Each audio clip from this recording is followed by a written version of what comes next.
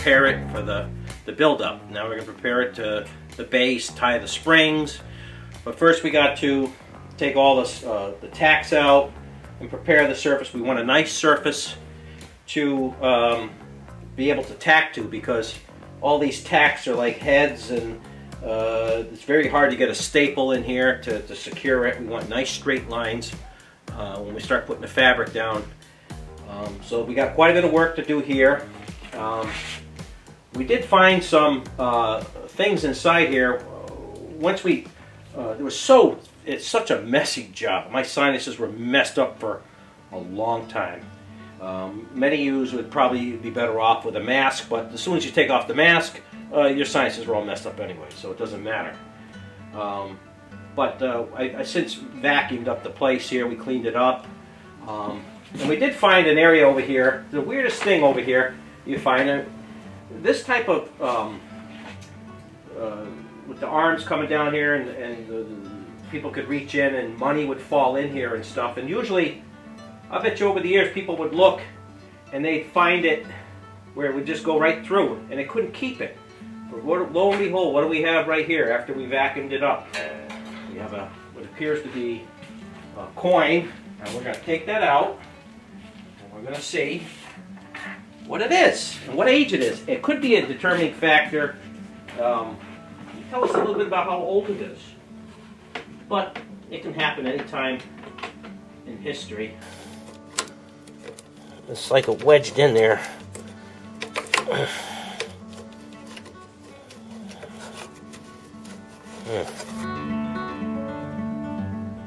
Well, it is a 1907 dime. You can see where half of it was covered and half of it was exposed in that corner. But so we know, most likely, you know, we know it's older than that, absolutely, because of the age of this thing. This piece isn't going to get an incredible amount of use. These aren't something you're going to kick back and watch the Super Bowl on. It's just not really the type of piece that you're going to be comfortable with. So that's pretty much it. Yeah.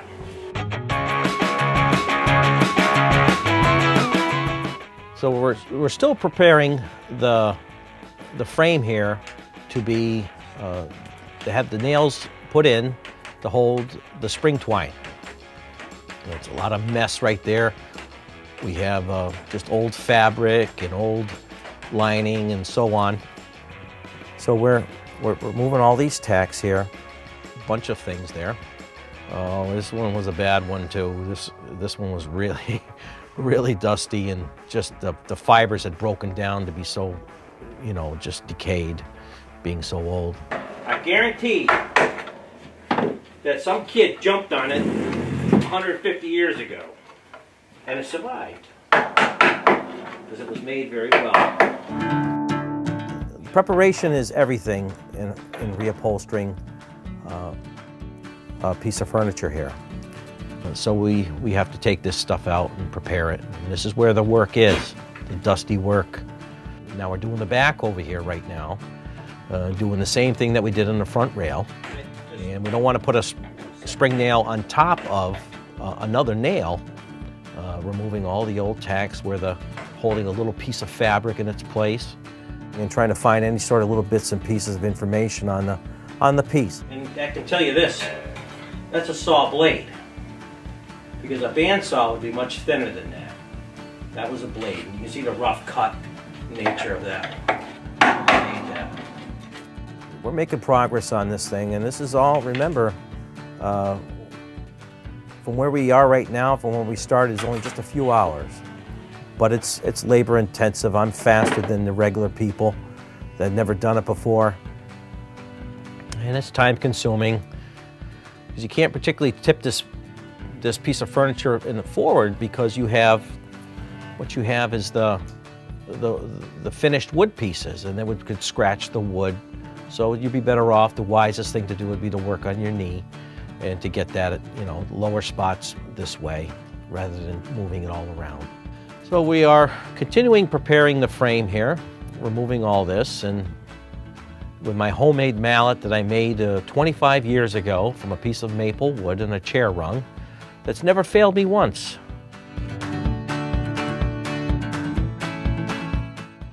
We're gonna have to put these special screws in here to hold the front rail down and securing it to the base of the frame.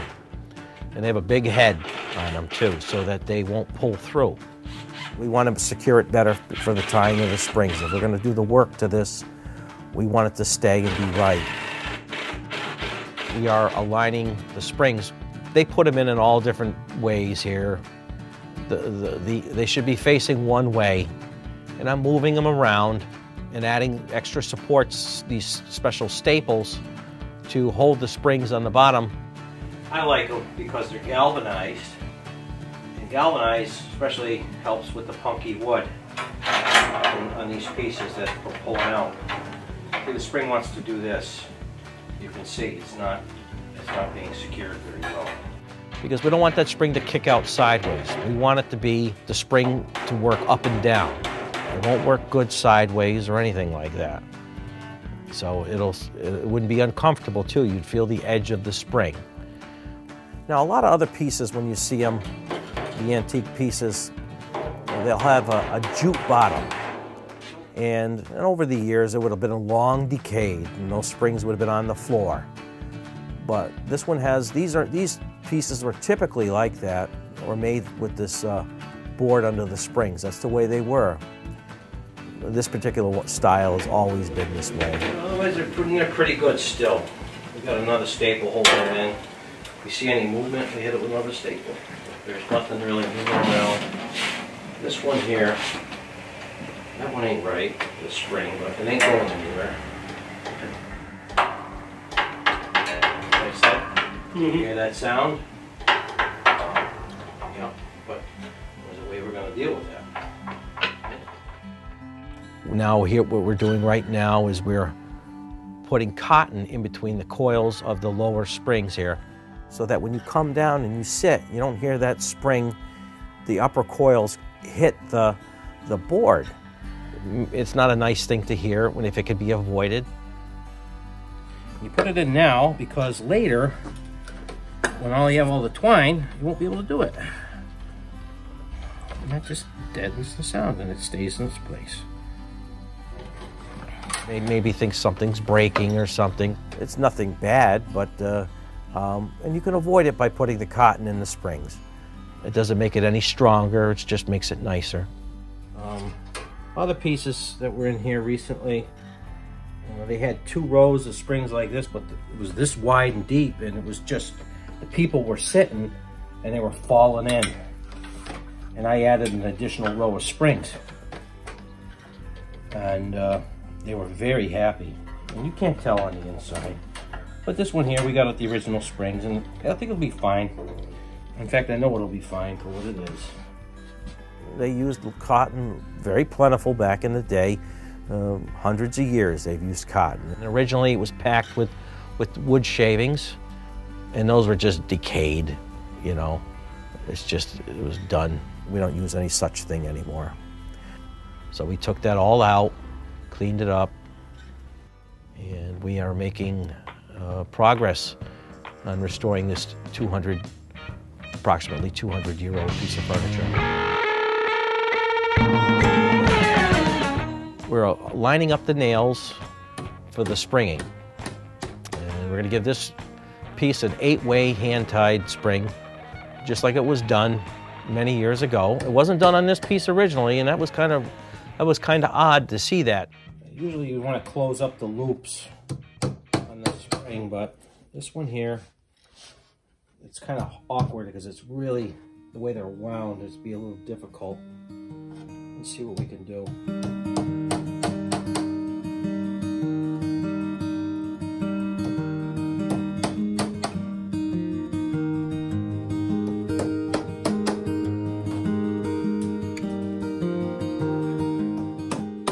Spring nails are specific to the trade.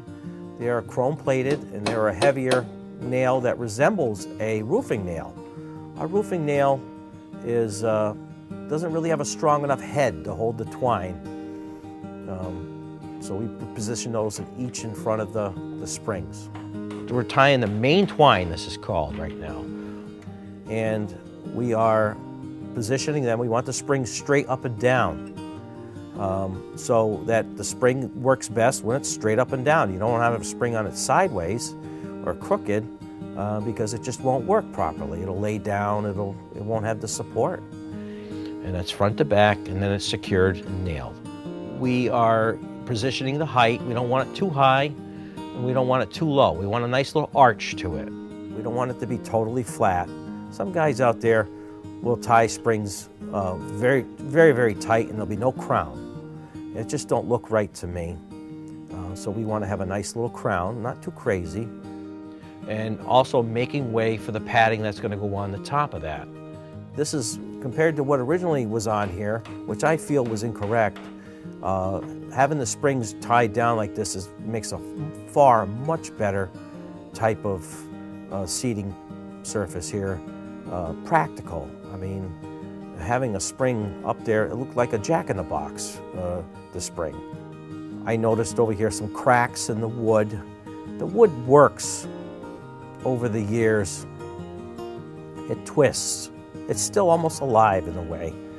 And it splits, it twists, gaps open up, and so on. And we use the hot wood glue on that, and it does great. In just a few minutes, I'm ready to be able to work again and not be stopped by that. As in the old days, you'd have to have regular wood glue, and you'd have to put it on the side till tomorrow. The old days, in the old upholstery shops too, I heard, they would come in the morning, they'd have the glue pot would be heated, and it was made from the fish scales, the hooves, I think from the horses or the cows. So they come in the morning, and then they would they'd have to put the pot of glue, which they would keep. They would just keep using it until it was gone. They heat it up, it gets soft, and then they would the next day cool it down, and they would keep using it. That's what the standard thing they do. They have a certain odor in the shop, they would say about it, and that stuff is. Let me tell you something. You scrape that stuff down, I tell you, that irritates me. My nose will plug up in a second. We're planning on a seat thickness of about an 1.5 to 2 inches of padding on this seat. Not an incredible amount, and that'll be adequate of a high density type pad. And so we don't want to have it look like too much of an arch, like it's overstuffed. So you make your knot at the end, you tie it off, and then you have to keep it from backing out, we put a staple. And some of these new furniture manufacturers, they won't even do that. And that will loosen up, and that spring will be bad. Something has the potential to last hundreds of years done properly, and their stuff is failing within a year or two. And I had regional managers from furniture manufacturers come out and visit me, and they're asking me what's going on with their pieces.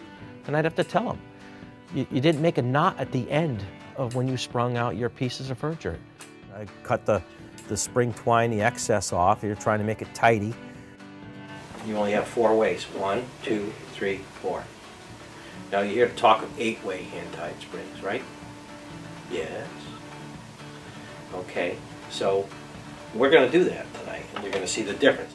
Now here, I'm showing off a little bit how fast I could be when I do this, which you don't really do spring twine every single day always. Sometimes there's a little run where you're not doing it for a little while, and then there's a bunch of pieces that come and they have to be done, and you're doing it a lot, and your hands will pay the price with blisters, and your back is sore and your feet are sore because you're leaning over everything all the time, working on it.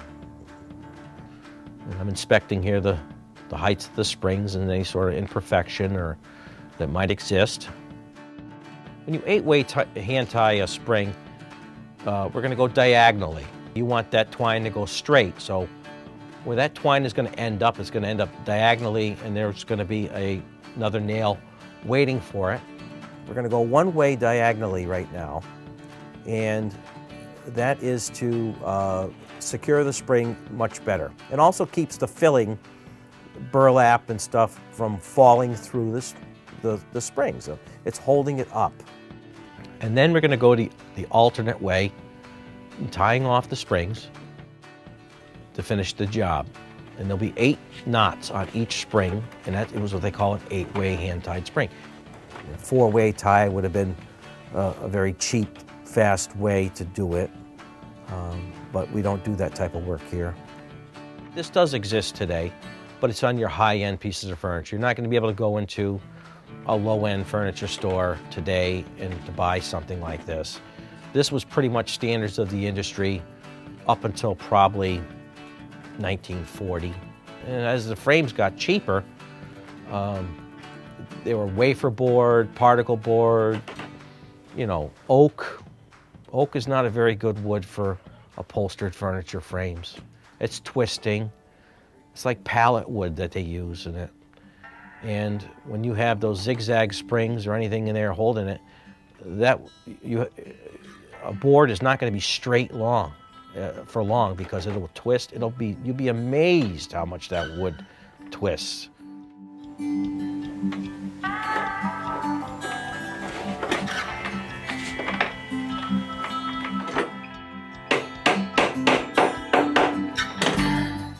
This area here. Now we see where I tested it, I sensed it, that it wasn't going to hold. Now I don't want to put something in and have it come out, me pulling on it. Because over time, a spring will tug on it. When you sit on it, you get up, that spring's going to push up and pull that spring nail out. If it's not in there, good. And that makes it very, very strong. It makes it makes the piece overall strong too, because it pulls the frame together too. It makes the piece integrated and much stronger overall. And when you sit, a spring that doesn't have any compression on it, it's like I said, it's like a jack in the box earlier. You know, it just sits, it kind of pops up and just springs and jumps around. But when you tie it down, you have a lot of tension. And then you go to sit on that, it'll support you. And that's what's important, and that's what we're looking for.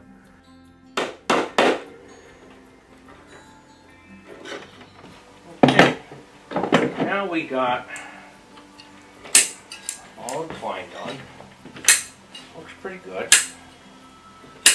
I'm going to put the burlap on, and we are going to call it a day.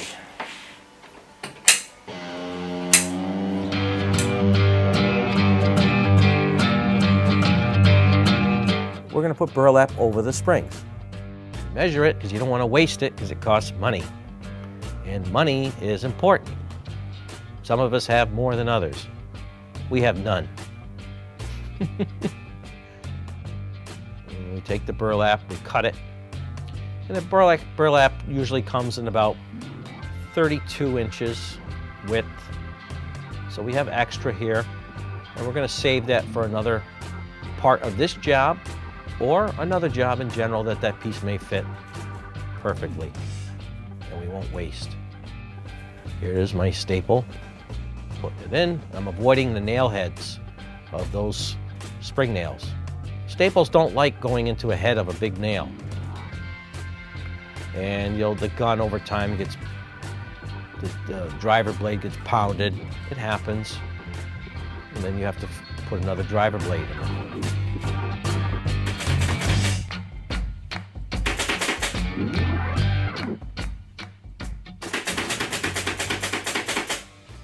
Remember when we took it apart, they had no twine holding it whatsoever.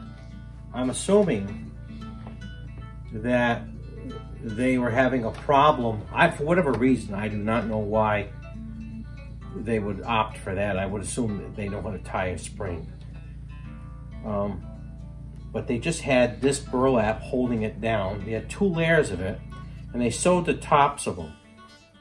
That would keep, the burlap would keep the spring from going like this underneath. It would just roll on its side, and it would never work right. Now, they may not have had any twine. Maybe there was a shortage of that. Who knows? You don't know what the reason was, and I'm sure there's a story to that.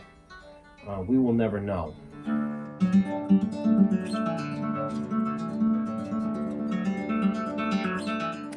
Tap it there, tap this side, pull it, and what that does is it holds it in place. You want to pull it tight, crazy tight, but much difference holding the springs down or nothing. But I'm not stapling the top of the spring heads. I just know pretty much where they are. You learn when you do it long enough. You can kind of see a little bit through there. Earlier on, when we took it apart, we had seen where the burlap, where it came from, perhaps that it was a shipping bag. But we saw the address in Dayville, Connecticut. So the odds are this piece was made in Connecticut, extremely highly probable. And it was probably a scrap piece that was, burlap was used over the top of this. So we're stapling it down right now here. And I guess we should write our name in there too, and what show this was done. We may do that, we shall see. Then we're doing folding it over so it doesn't pull. Gives it more strength on the edges. And if you don't do this, it will ravel. It'll tear away. So we don't want that. But that looks like a real nice job. I'm very critical of my work. And it's nice and flat. We're gonna measure it. And I'm checking right here the level of the springs, that they all pretty much touch, very close. And see how it pretty much hits on every spring there. You got a little bit. I pointed to one that's just a tiny, tiny bit. That's nothing. And that's a good job. That's what you want. You don't want lumps and bumps when you do that. Because when you put the padding on over the top of that, it'll push, that spring has the potential to push out the top, and it'll be an uneven seat, and you'll be pulling your hair out of your head, trying to remedy the situation. People can learn a little bit about this, and you know how things are done. It's not such a, you know, they'll know a little bit more than their neighbor now as far as how furniture is made, especially the old ways.